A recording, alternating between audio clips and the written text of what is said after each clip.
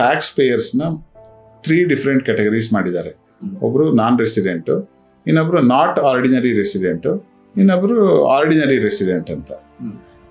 ಒಬ್ಬ ವ್ಯಕ್ತಿ ಭಾರತ ದೇಶದಲ್ಲಿ 182 ದಿನ ವಾಸ ಇದ್ದರೆ ಇನ್ ಎ ಫೈನಾನ್ಷಿಯಲ್ ಇಯರ್, ಅವ್ರನ್ನ ನಾವು ರೆಸಿಡೆಂಟ್ ಅಂತ ಕರಿತೀವಿ. 182 ಮತ್ತು ಅಧಿಕ ಮೋರ್ ದೆನ್ 182 ಡೇಸ್, ಅಂದರೆ 50%ಗಿಂತ ಜಾಸ್ತಿ ಭಾರತದಲ್ಲಿದ್ದರೆ ಅವರನ್ನು ರೆಸಿಡೆಂಟ್ ಅಂತ ಕರಿತೀವಿ.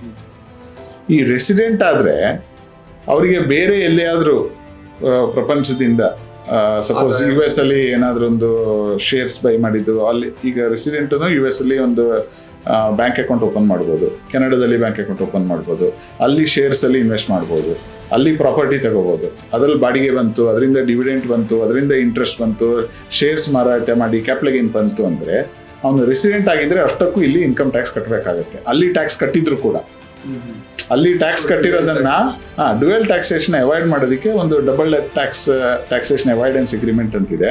ಅಲ್ಲಿ ಏನು ಟ್ಯಾಕ್ಸ್ ಕಟ್ಟಿದ್ದಾರೆ ಅದನ್ನ ಈ ಟ್ಯಾಕ್ಸ್ನಲ್ಲಿ ಡಿಡಕ್ಟ್ ಮಾಡಿ ನೆಟ್ ಅಮೌಂಟ್ನ ಇನ್ಕಮ್ ಟ್ಯಾಕ್ಸಿಗೆ ಕಟ್ಟಬೇಕು.